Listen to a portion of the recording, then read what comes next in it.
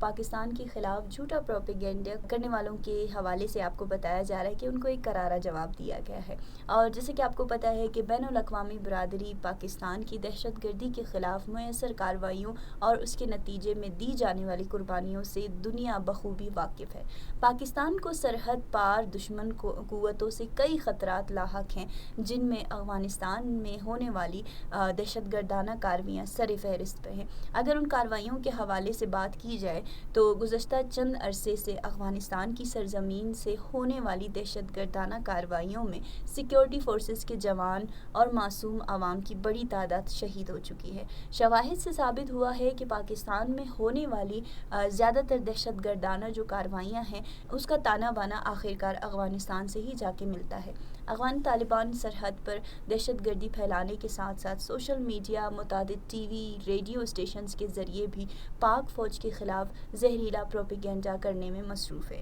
بے شمار تحقیقات اور رپورٹس سے ثابت کر چکی ہے، اور ان چیزوں کی جو تحقیق ہے اس کے حوالے سے بھی آپ کو بتاتے چلے کہ افغانستان کی جانب سے پاکستان کے خلاف کیے جانے والے پروپیگنڈا سراسر جھوٹ پر مبنی ہیں، اور ساتھ ہی کے پی اور بلوچستان میں اپریل سے جون کے درمیان سیکیورٹی فورسز کی جانب سے 7,500 آپریشنز کیے گئے، جن میں 181 دہشت گرد جہنم حاصل ہوئے۔ بلوچستان اور کے پی کی سیکیورٹی فورسز کے ہاتھوں ہلاک ہونے والے دہشت گرد مختلف دہشت گرد تنظیموں سے تعلق رکھتے ہیں۔ امریکہ نے بھی اس بات پر تائید کی کہ افغان سرزمین پر